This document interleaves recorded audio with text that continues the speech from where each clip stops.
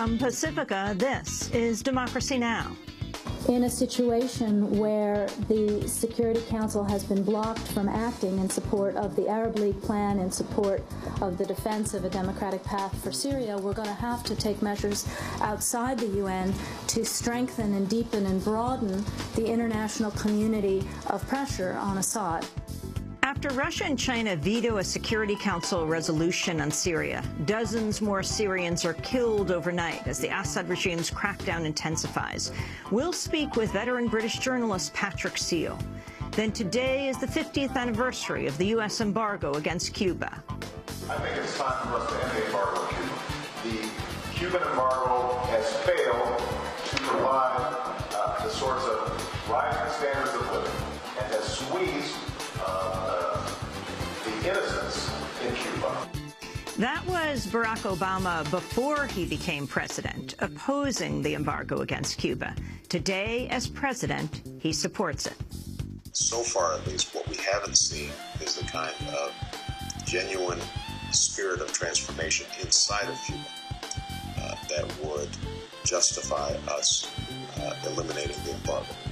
We'll speak with civil liberties attorneys Michael Ratner and Michael Stephen Smith. They're the authors of a new book called Who Killed Che? How the CIA Got Away with Murder. For it is the very essence of imperialism to turn men into wild, bloodthirsty animals,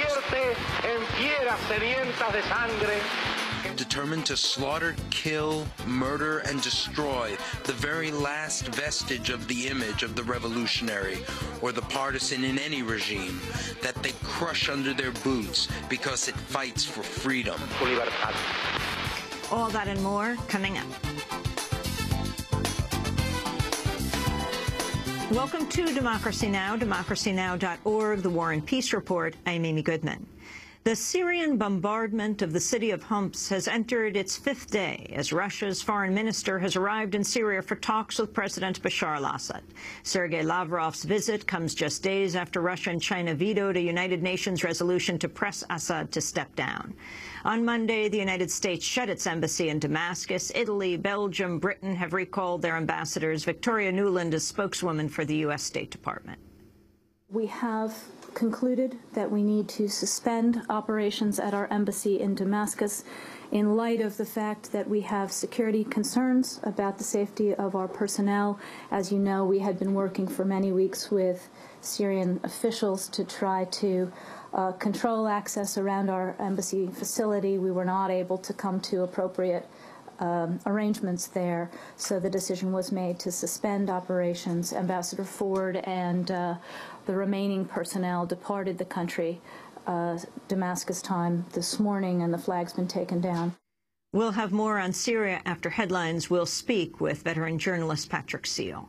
President Obama's reversed his opposition to super PACs, the political action committees that can take in unlimited donations from supporters. Obama once labeled super PACs as a, quote, threat to our democracy. But on Monday, his campaign urged wealthy donors to support a super PAC called Priorities USA Action.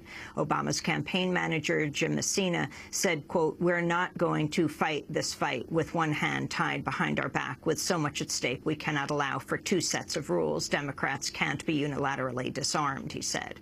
Under the campaign's plan, cabinet officials, senior White House advisors, and top campaign staff members will speak at fundraising events for the super PAC. In other campaign news, the Obama campaign has announced it will return donations linked to the family of fugitive Mexican casino magnate Pepe Cardona, who had fled drug and fraud charges in the United States. Pepe's brothers had raised $200,000 for Obama. The Times reports a State Department cable in 2009 said Pepe Cardona was suspected of orchestrating the assassination of a business rival and making illegal campaign donations to Mexican officials.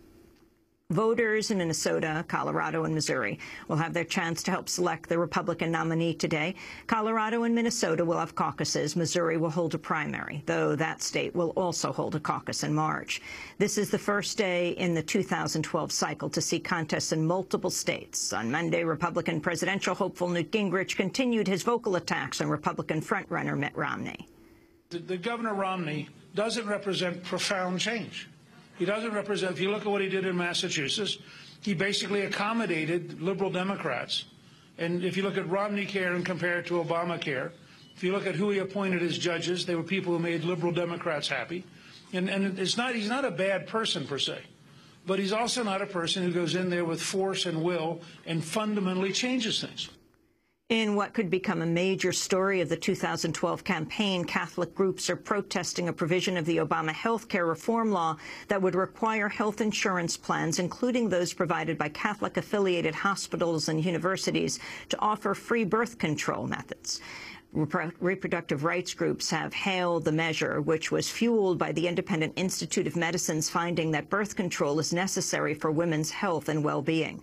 On Monday, Bill Donahue, head of the Catholic League, said this is going to be fought out with lawsuits, with court decisions, and dare I say it, maybe even in the streets. Republican presidential candidates Mitt Romney and Newt Gingrich have criticized the decision, with Gingrich saying Obama had, quote, basically declared war on the Catholic Church.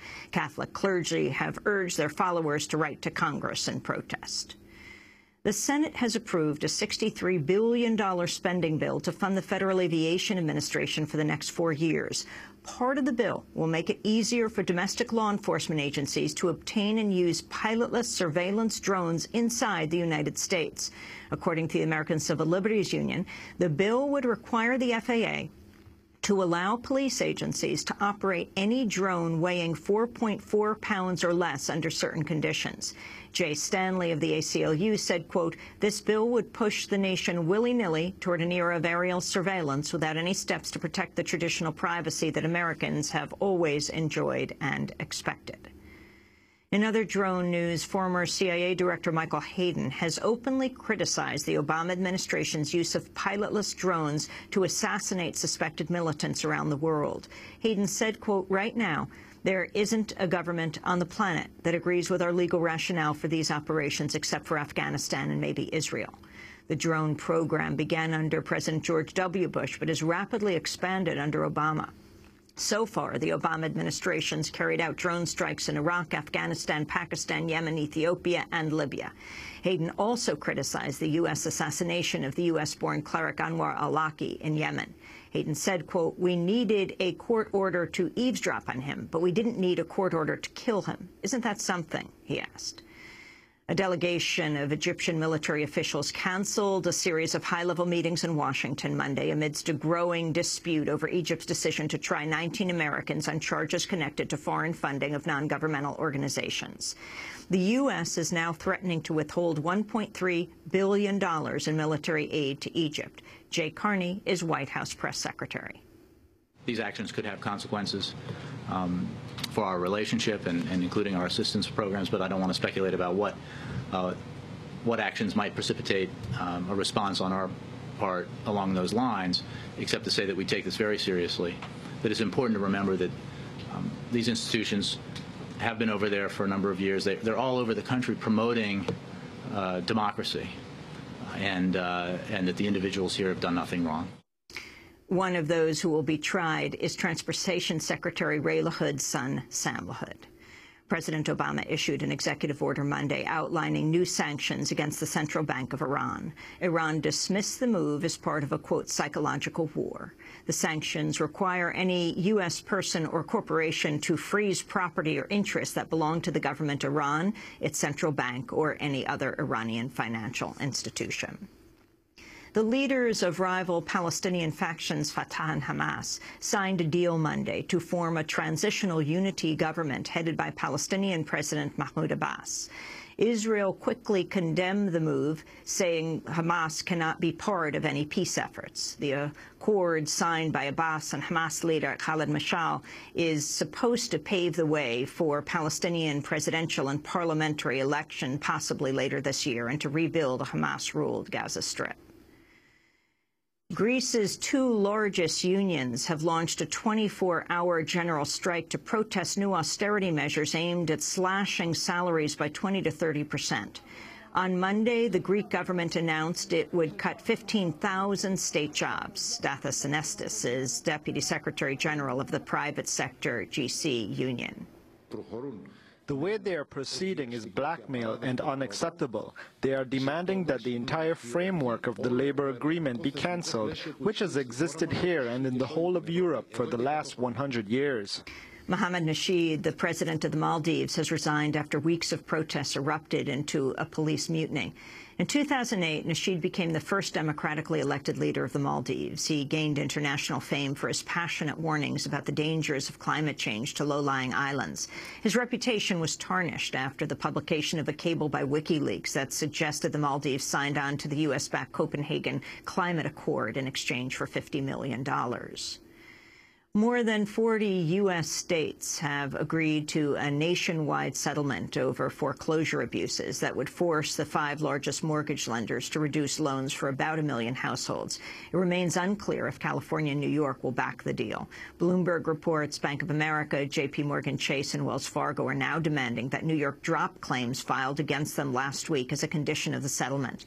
Meanwhile, the New York Times reports one of the largest companies that provided home foreclosure services to lenders across the nation, DocX, has been indicted on forgery charges by a Missouri grand jury.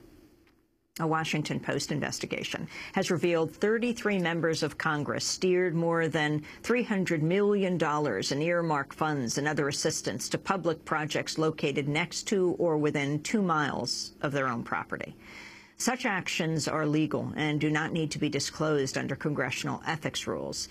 The Post also found 16 lawmakers funneled tax dollars to companies, colleges, or programs where close family members served as employees or board members.